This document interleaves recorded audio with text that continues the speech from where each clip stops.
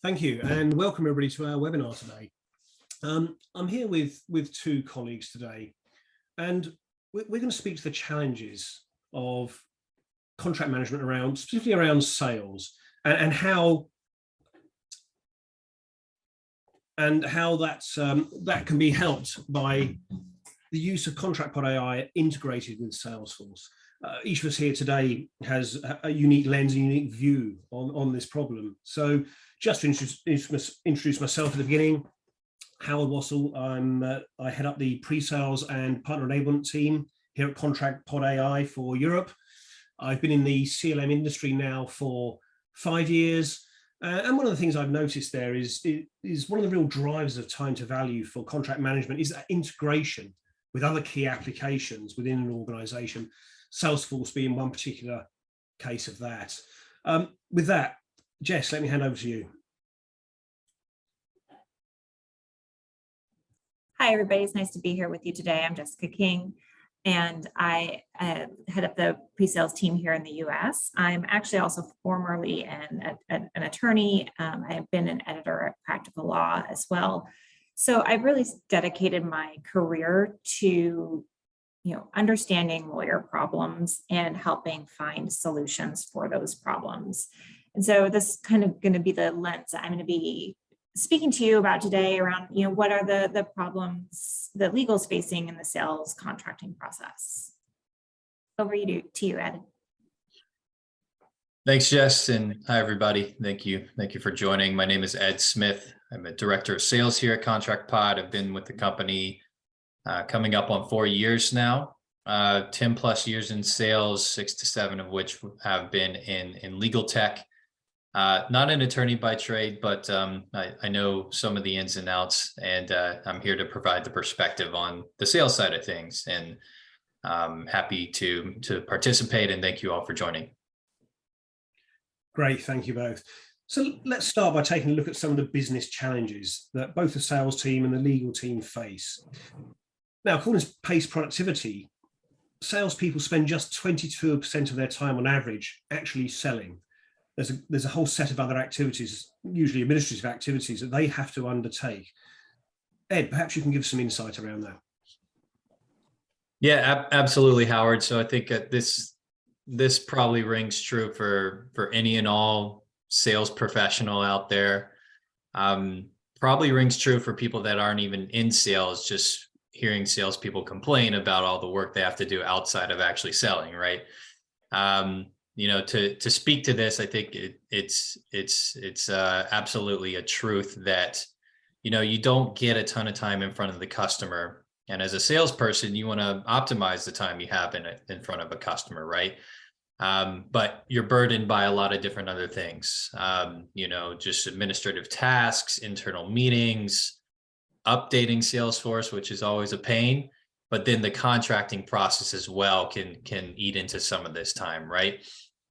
So I think the ultimate goal for any salesperson is how can we maximize our time in front of the customer, where we're doing actual selling activities, whether that's prospecting or product demos or introductory calls, whatever it might be, and reduce the amount of time that we spend on administrative tasks. So one thing that we'll be looking at particularly is how we can do that in the contracting process, and ultimately get this number to 30 to 40% to 50% of our time, where we can actually maximize our selling activity. So Howard, I'd say this certainly hits a sweet spot for me, I'd say.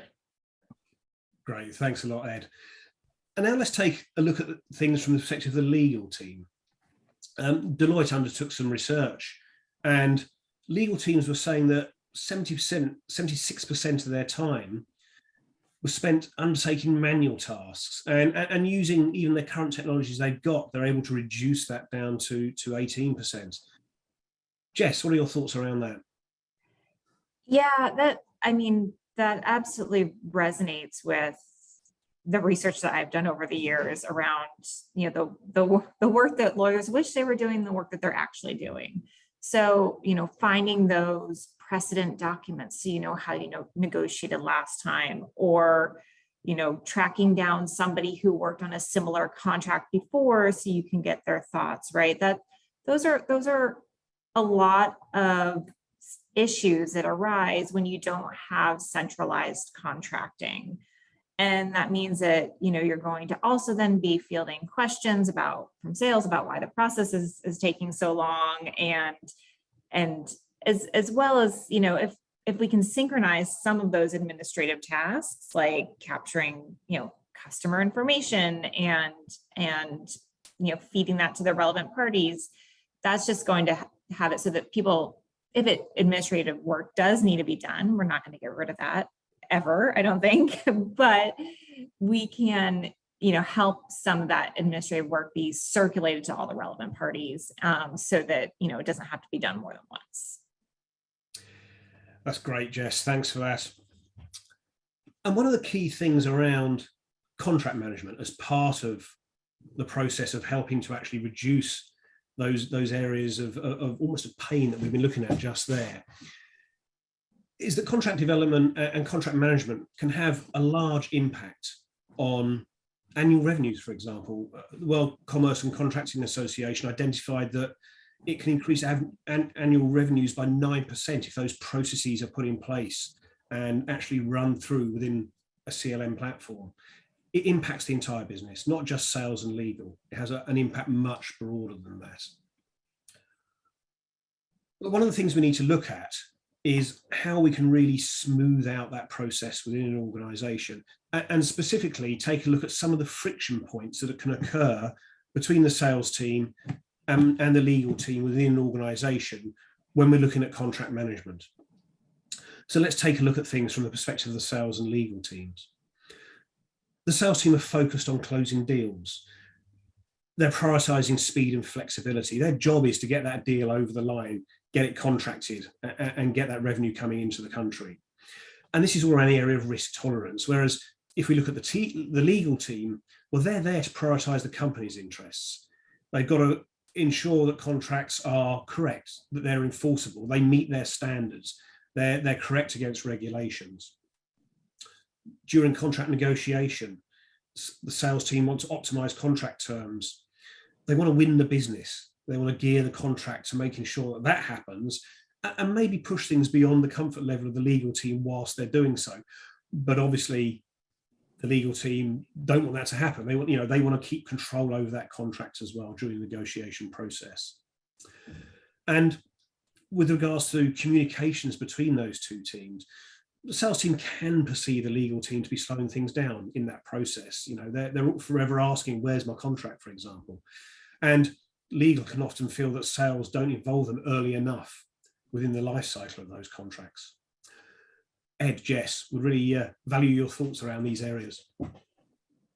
Yeah, absolutely. I'll kick us off. So I think this is obviously a classic tale for any revenue generating organization or any sales focused organization, right? As a sales professional, our goal is to increase revenue as quickly as possible, right? And we go through so many hurdles getting the customer up to the point where we're ready to solidify a deal. At the end of the day, we don't want any hurdles to jump through internally, right? So we think about the perspective of like, hey, this is a very high priority. We need to do X, Y, Z for the customer. We need to get this done quickly. And that can create some friction, obviously, with legal that says, hey, okay, yeah, we can get this done, but we can't open ourselves up to all this risk just because we want to get a deal done, right? So that's where the friction takes place, right? But I think there's an obvious way to solve for that, right? And that's what we'll dig into a bit here going forward. But I think one of the key pieces here is communication, especially for the sales folks, right? We don't want to go into a black box after we, send a request to Jess, for example, and say, hey, have this customer, we're moving forward. We want to get a contract going. Here's some of the information, and then nothing, right?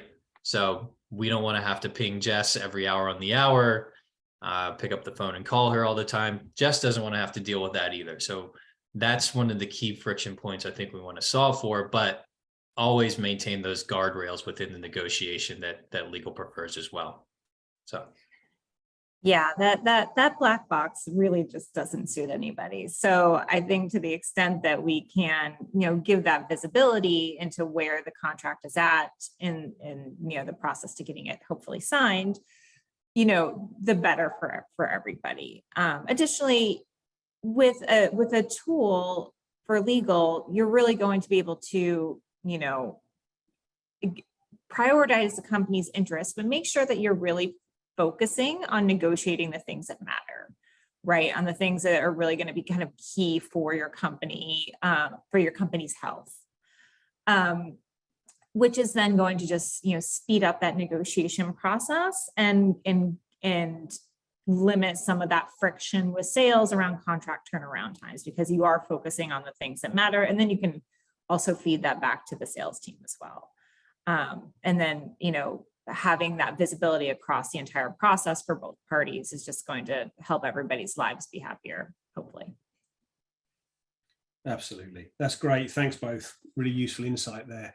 So we've taken a look at some of the business issues. We've taken a look at the friction points. Let's take a look at how they can be solved.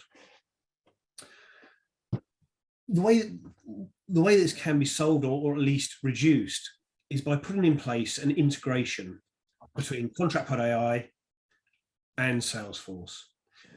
And by doing that, what we're really enabling is both of those teams to continue working in the tools that they're most familiar with.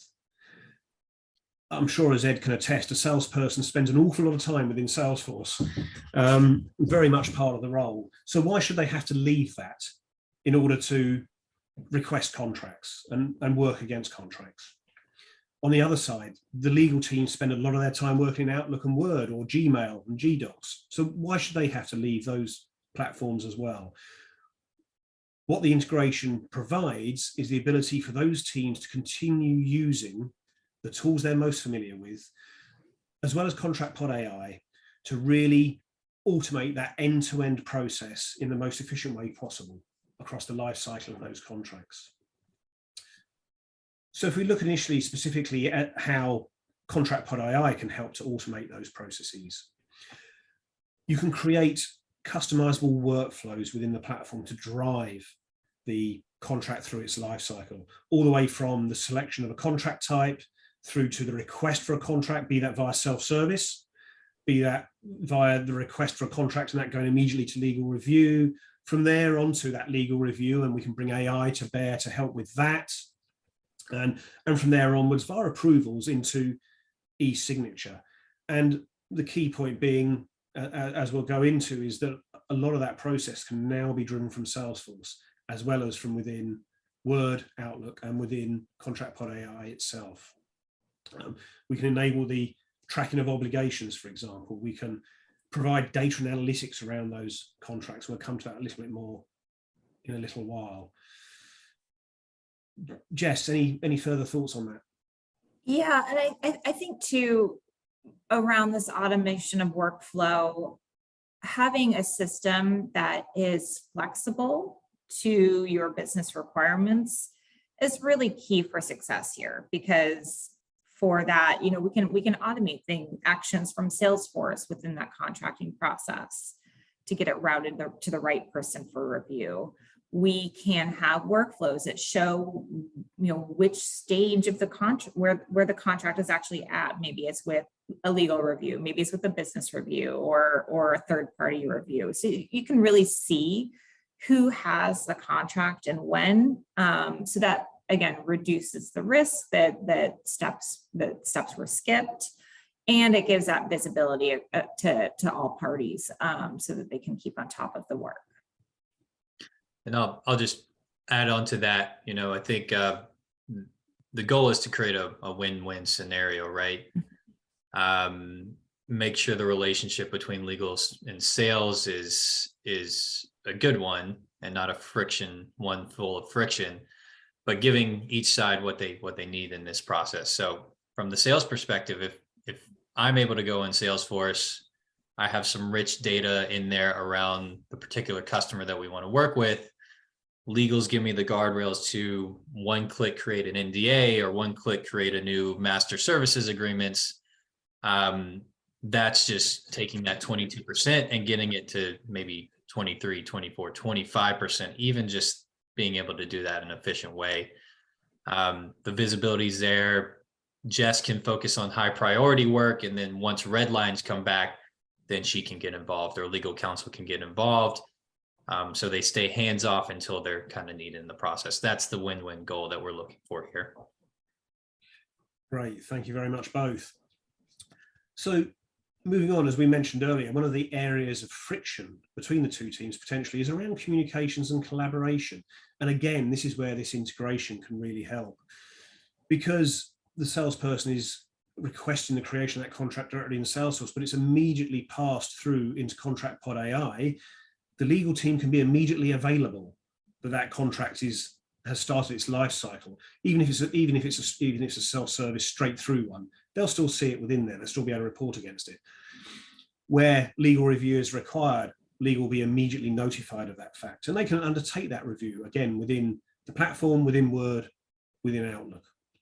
Both parties, as mentioned, have clear visibility of exactly where that contract is within its life cycle within the personal platform for them. And we can drive communication collaboration across those two platforms as well, just to reduce that friction even further. Moving on from there, one of the key aspects of the ContractPodAi platform is AI-powered review. And we can really use that to help accelerate the legal review of any contracts as it goes through its life cycle. We can measure compliance and risk using AI. We can extract key clauses from a contract during the negotiation process and compare that to our standard positions. We can even use AI to guide the negotiation process itself, perhaps even providing alternate language. Jess, do you want to give us a little more insight around that? Yeah, absolutely. I think, the key kind of takeaway here is that accelerate legal review, right? So that you're spending the time negotiating things that actually matter. You're not digging for precedents, and you can get that contract really turned around more quickly so that we can get that, time to value, and time to signature down. So for that sales team, which is just going to benefit the business as a whole, make legal more focused on negotiating, like I said, things that matter, and focusing on that high value work, not hunting for precedents, not trying to track down who worked on something the last time. That information can all be surfaced easily for you, so that you can focus on what matters. That's great. Thanks very much, Jess. And because we are creating these contracts within ContractPodAi, wherever the source of that request is. So, the source of that request, as we're discussing today, is from Salesforce via the integration. And that's also bringing through a whole set of data from Salesforce that's used during the creation of that contract, but also for reporting. It's not necessarily data that actually goes into the contract. We can capture all that data within the platform, and you can search against it, you can report against it. But we do provide a set of out-of-the-box dashboards, analytics that can really give you insight into those contracts in there. And we have a specific set of those we provide. So one, for example, as you can see here, is for the legal operations team, giving them insight into the actual contracts themselves and the analytics of those. Jess, perhaps you can give us some thoughts around that. Yeah, so I think that, with these dashboards and legal ops insights in particular, it lets you see how you stack up against like companies. So maybe there are areas where your legal team can improve. Maybe there are some areas where you're a little bit slower to review, or we're not automating contracts like other companies are. Those can be legitimate areas to focus on and work around process improvements using a tool such as this. But also it can show you, maybe sales needs to be more proactive in authoring their own contracts. Maybe they need to really take that first pass themselves, to take some of that initial drafting off of legal's work using automated templates. So we can provide insights around both teams around how we're using contracting in the system, where we're doing well and where we can improve. Great, thanks, Jess. And another dashboard we provide is a dashboard for the Chief Revenue Officer. We provide a set of C-level executive dashboards as such, but one of those is geared towards the requirements of the Chief Revenue Officer. Now, clearly, they're also going to be looking at reporting in Salesforce, but we can bring key insight into the contracts that are in progress and already signed that have been captured within ContractPodAi, specifically for the CRO. And this is real-time data. They can truly see where their contracts are right now within their life cycle and within their business. They can look at things like how many contracts are currently active, how many require renewal, how many have expired, average time of signature by a salesperson, maybe some great insight to be learned from that. Ed, would you like to give us your thoughts around this? Yeah, absolutely. So any sales leader, CRO, VP of sales, they love reports, right? And it's obviously a critical aspect of being a sales leader, right? If we kind of think back to that quote or that number provided by the World CC, a proper contract management process can lead to a 9% increase in annual revenue. This is the area where the rubber meets the road, right? These analytics can show that value that a CLM is bringing to an organization, and even further, how an integration with Salesforce and a contract management solution can do that as well, right?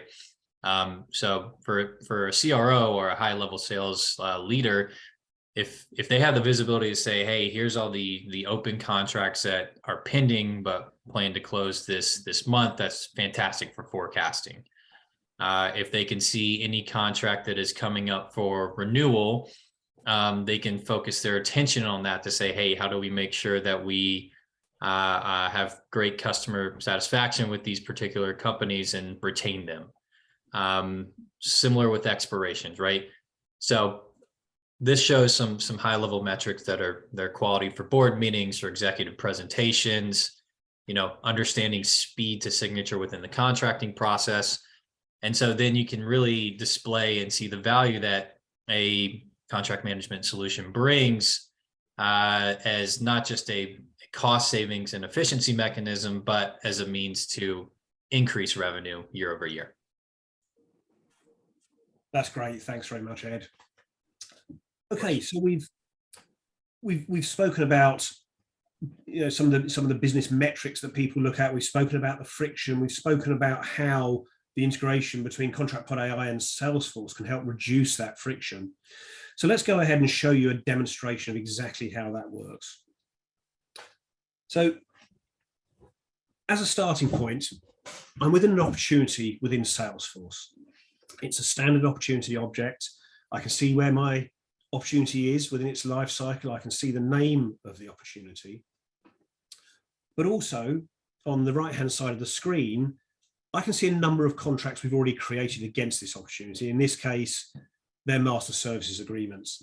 We're creating the right type of contract at the right level. So for example, up at the account level, we might create an NDA. At this level, we might create a master services agreement. But I also have a number of quotes that I've been proposing to my customer and negotiating with them from a financial perspective. We've settled on quote number 3 here, net value of £1,800. So I can take a look at that quote within Salesforce, and once again, it's a standard quote record.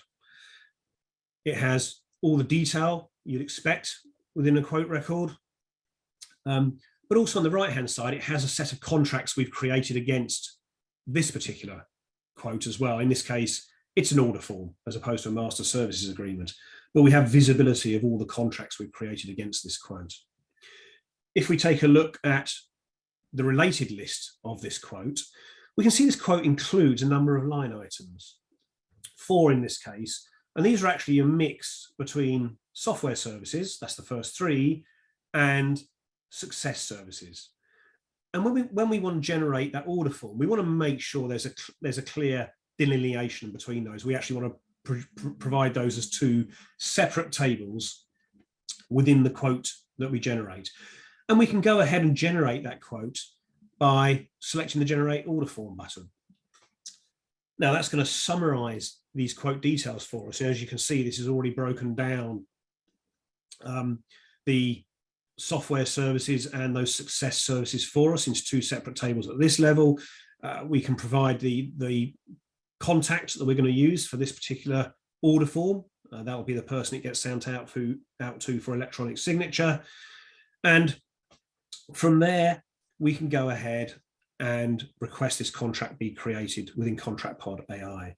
So selecting a single button here, or two buttons there, via our integration, ContractPodAi will now go ahead and create that order form based on our standard order form template with all our standard language in there that's been created and approved by the legal team. Now, we immediately have access to a contract record, again, within Salesforce. And we can see that we have a first version of that order form that's been generated for us. And that has been synchronized straight back into Salesforce.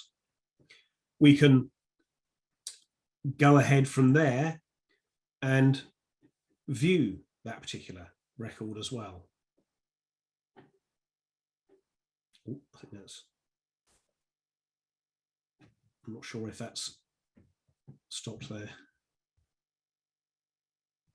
Try that again. There we go. From there, we can go ahead and preview the order form. So we can see the order form that's been created. And again, this will be our standard template, but key here, we can see that that's been broken out nicely for us into two separate tables. We've got those software services, we've got those success services. And we can review the rest of that order form just to make sure it's exactly what we would wish to send out to our customer. But we can go ahead and close that. And again, directly from Salesforce via the integration, we can now send this contract out for electronic signature. And in this case, we're actually using DocuSign as a service for electronic signature. And that's an integration that we provide out of the box at ContractPodAi. So once that's returned to us, once again, within Salesforce, we can see exactly where we are with this contract. We can see that we're building out an electronic signature history. We can see it's been sent out to Jess at Acme for her signature for that particular order form. We can see also, that frozen again. There we go. Just waiting there. We see that now Jess has received an email asking her to review and sign this order form directly from DocuSign. So that's gone from Salesforce through ContractPodAi, our integration there, out to DocuSign via our integration there. And Jess, now acting as the third party, can go ahead and review the order form, make sure it aligns with what was negotiated with her, and can go ahead and sign that contract within DocuSign and complete that signature process. And now, as that process is being completed, DocuSign will pass an updated status of that signed order form back to ContractPod. It will send back that signed document.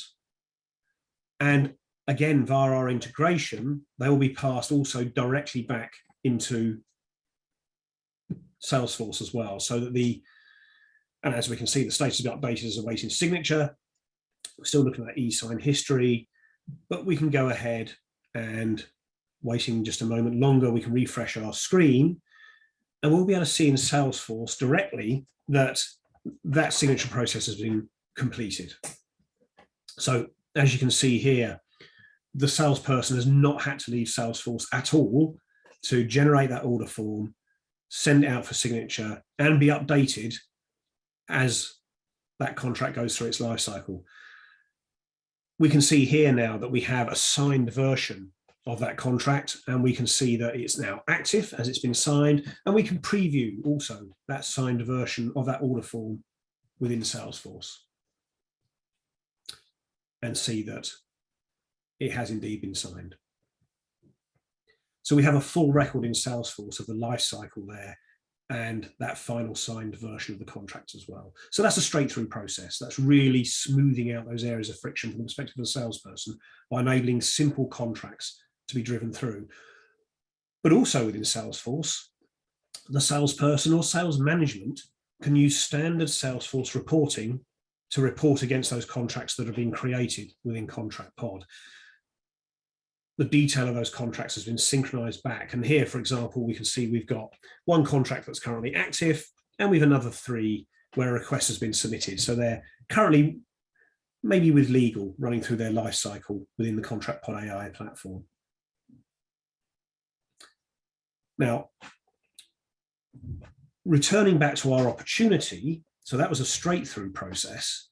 Let's take a look at a process where we bring legal into the equation as well.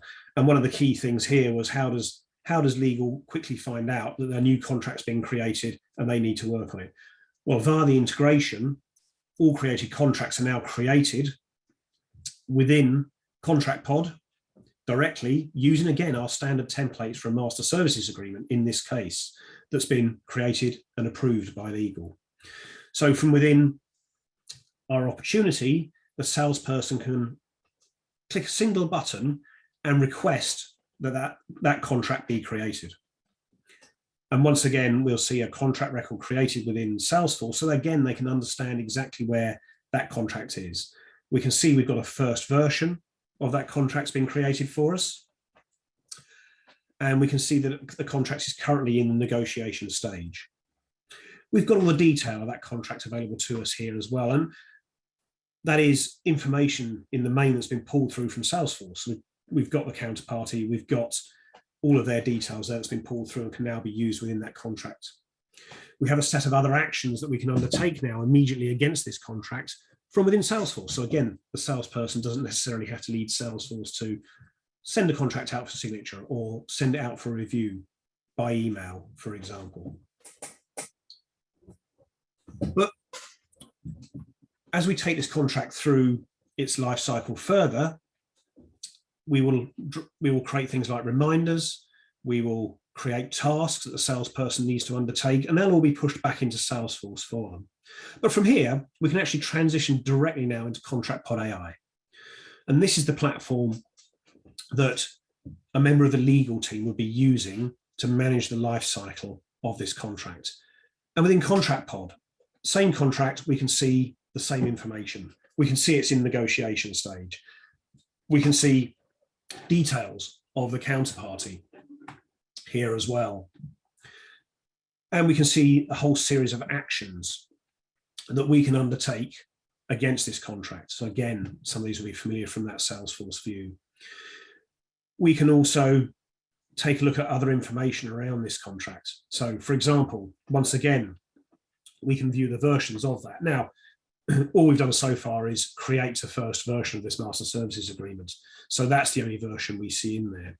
Were we to have any attachments associated with this contract, we could see those. Were there any important dates captured around that contract, we could see those. And we'll come back to these at a later step as well. You'll see some information, further information about these areas, key obligations, key clauses, comments. This is a key means of collaborating between the team within a business. So for example, between the legal team, also the sales team, and maybe the finance team.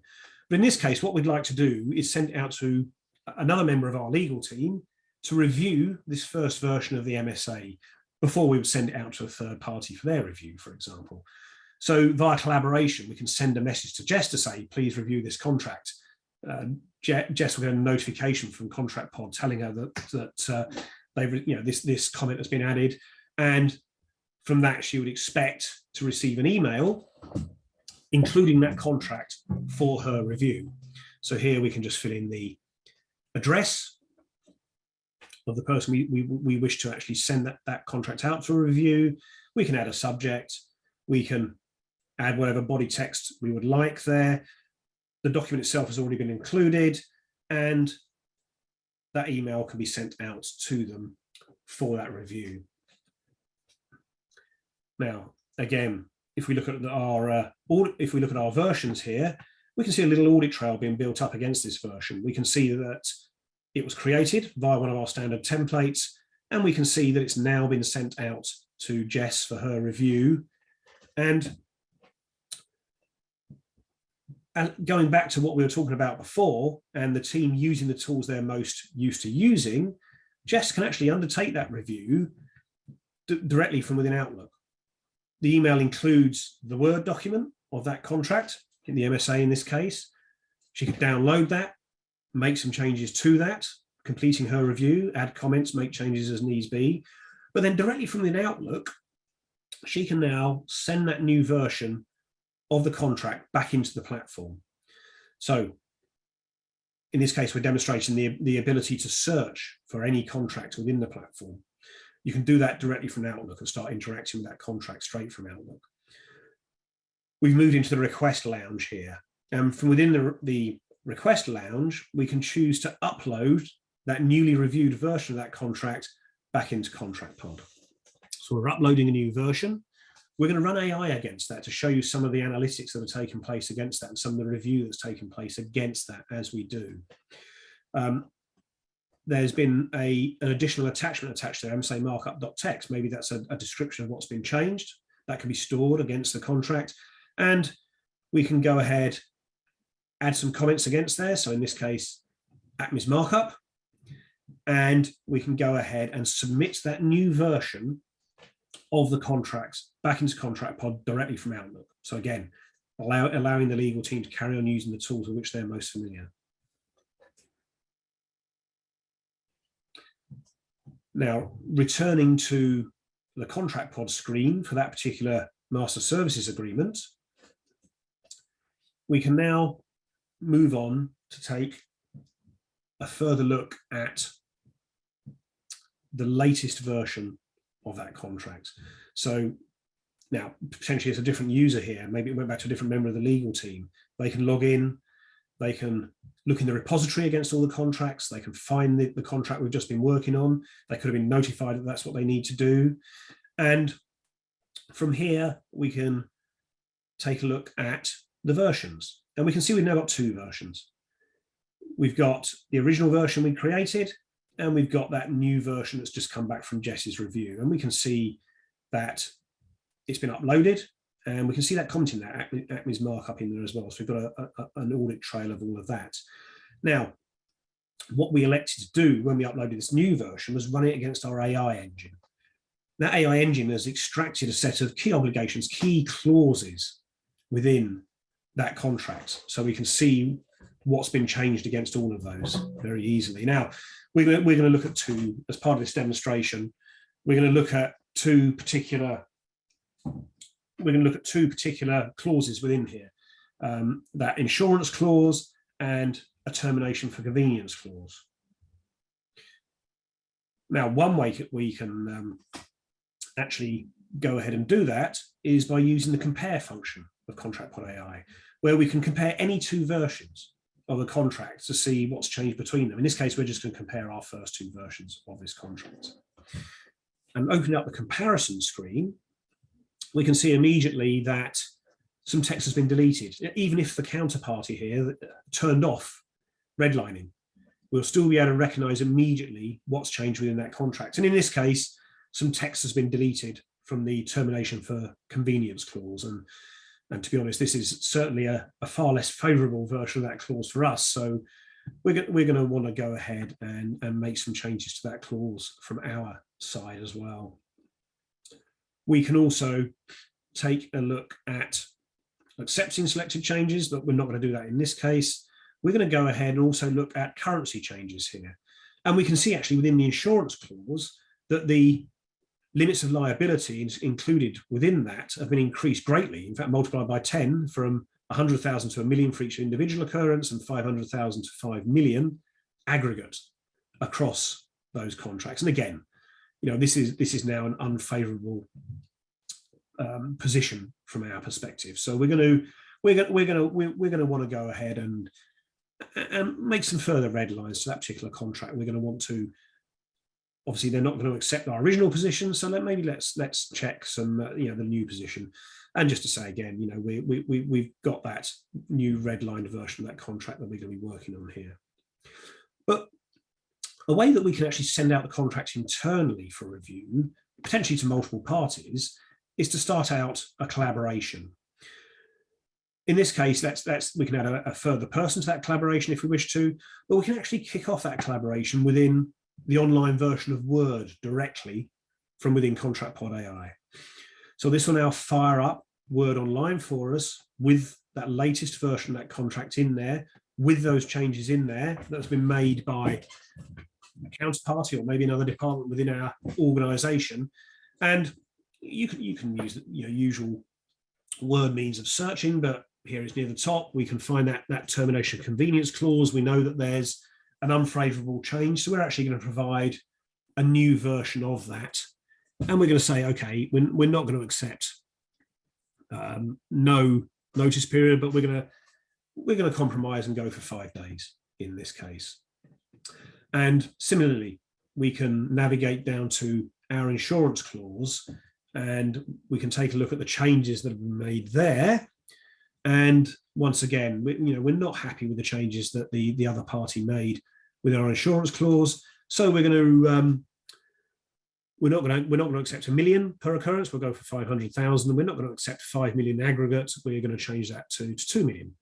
So we can make our changes there. Now, if there were multiple parties editing this, internal parties editing this contract at the same time, we would all see each other's changes being made. We'd all see each other's contracts being put in play there. And importantly, whilst we're doing this, this is always being synchronized back into ContractPod. So there's always the latest and greatest version that's been stored within ContractPod. And indeed, if we take a look at the current versions, we've now got 3. We've got that first version we created, the red line version that came back, and we've got the version we're collaborating on. But collaboration is now finished. We're going to go ahead and we're going to lock that collaboration.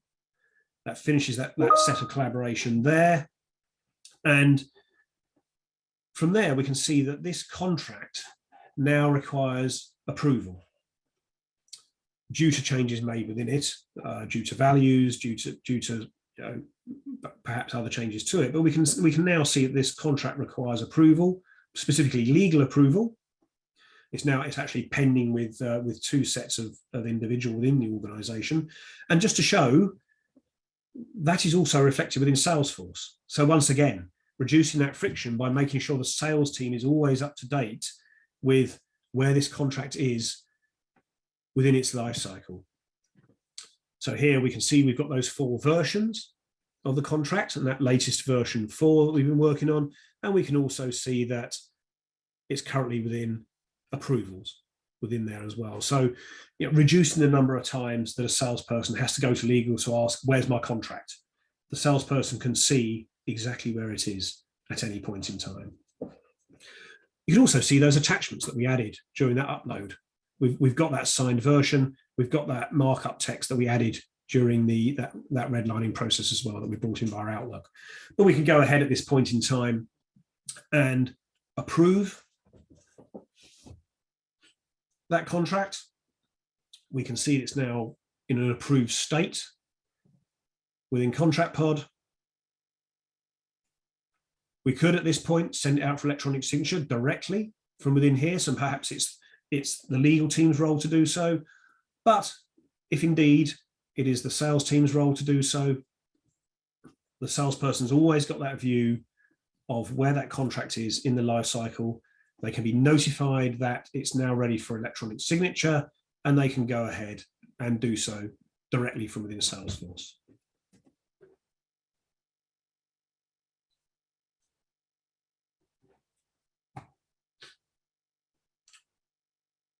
So with that's the end of the demonstration. I hope that's given you a good view of how our integration with Salesforce can help to reduce that friction between the sales and legal teams and really enable that end-to-end contracting process to move through smoothly.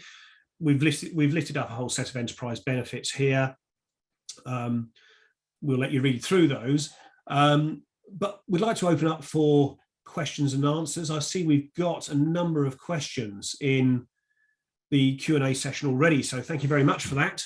I'll start to run through those and hand those over as necessary. There's a first question there: how do you duplicate entry across Salesforce and ContractPodAi? our integration actually involves a component, essentially what's called a managed package, installed directly within Salesforce.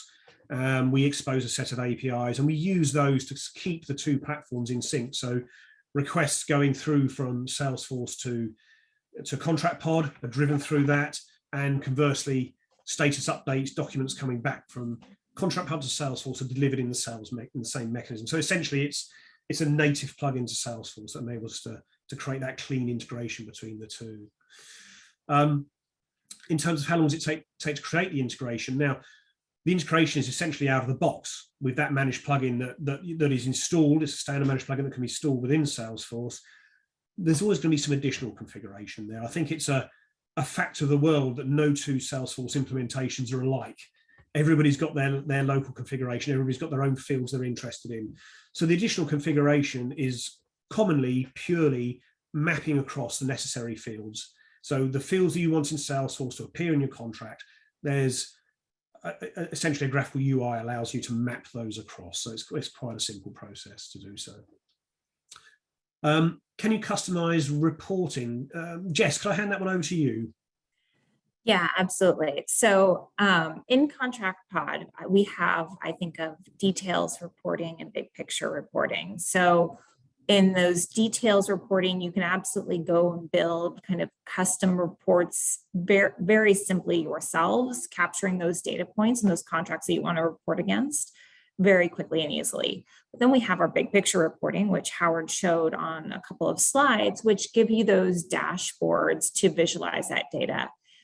Those are out of the box, but they, one, are very dynamic to the configurations that you have set up in the system. So those workflows that you set up, those contract types that you've set up, those are all going to be reflected in the data points in that. And then you can also go down and filter down according to your requirements. So if you're only interested in a certain contract type, you want to see reports across that, those dashboards across that, very easy to do with just a click of a button. So you can get that really detailed, data set that you want to visualize.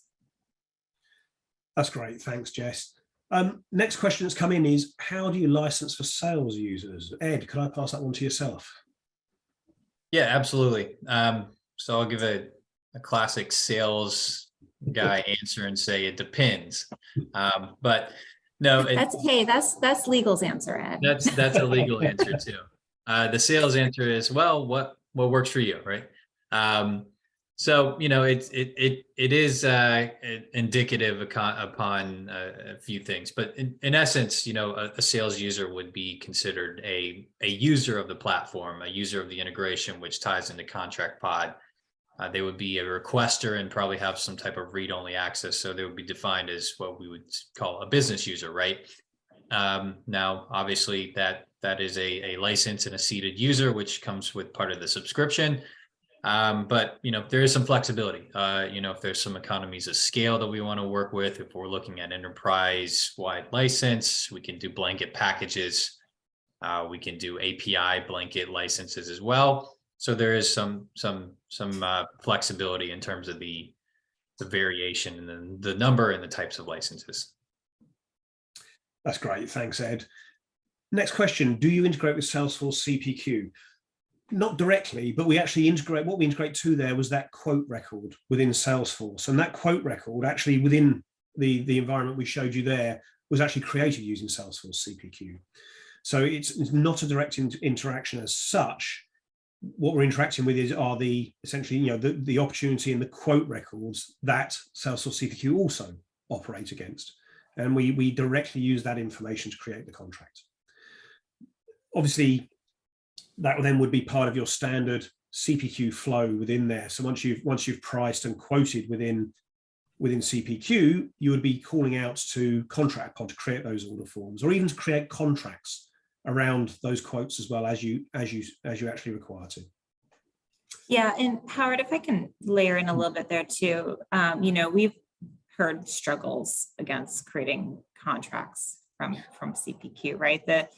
The tabular data does not translate nicely to Salesforce own internal contracting tools and other tools as well. So what we've really done is really pass that data back and forth between Salesforce and ContractPod, so that we're actually creating a similar table in ContractPod, which then we can very easily map into the templates in the system. So kind of reducing some of that friction that we were talking about earlier of getting the data into a contract format that looks nice. So that's great. Thanks, Jess. Next question, probably one for you again there, Jess. Is the AI review generative AI?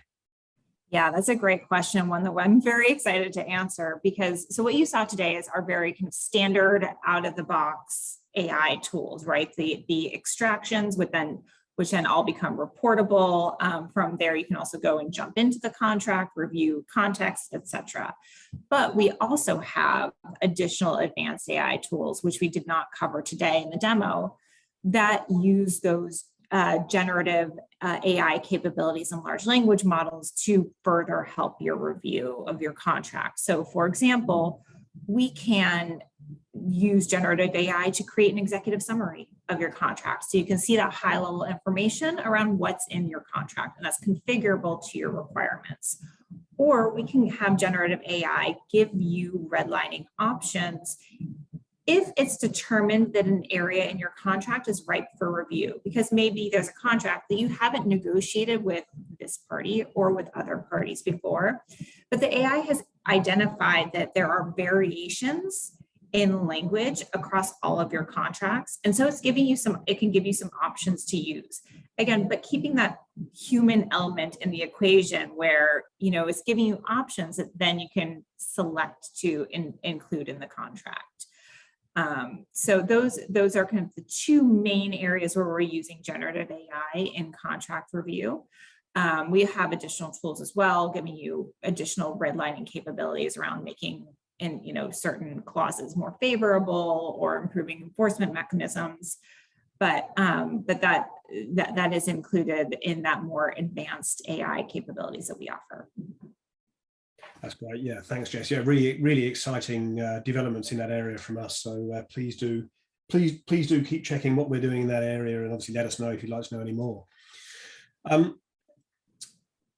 Next question, is the integration displayed today currently only available with the Salesforce platform, or is it available with other sales platforms? Now, we can absolutely integrate to other sales platforms as well. So one we have integrated to before also is Dynamics CRM as one example. So obviously, we're always interested to understand which CRM platforms that organizations use. But at the end of the day, we have the capability to integrate to really any platform that any of our customers have. And final question on the Q&A at the moment is, what benefit do the different dashboard options offer in comparison to the report feature if a report has already been saved and can be run repeatedly? Jess, can I hand that one to you again? Yeah, absolutely. So I think what's kind of key about the dashboards is that they let you visualize that data, that you can that same sort of data that you can capture in an Excel spreadsheet. But that really lets you see where there might be trends in contracting. So maybe a particular customer that you're working with takes twice as long to get to signature as anybody else. That data can be captured in an Excel format, and that can be regularly rerun on an automated basis. But that can also be something that you can easily see in just a snap, in a kind of graph format, right? So letting you really easily see trends in data is really where those dashboards, I think, come to life. Now, absolutely, there are other areas where reports in just an Excel format are preferred, right? So if I want to go see a list once a month of every contract that's up for expiration in the next 3 months, that's something that can be quickly and easily delivered to my inbox on a regular basis. So they each have their own kind of unique uses and highlights that our system can support. That's great. Thanks very much, Jess. No further questions on the Q&A. So I think we're just a couple of minutes to go anyway. So I think with that, I would really like to thank you all for your time today. Thank you for joining us. If you have any further thoughts, questions, queries about anything you've seen today, please do get in contact with us, and we'll be delighted to answer any questions you have, or show you this in any further depth. Thank you, everyone. Thank you.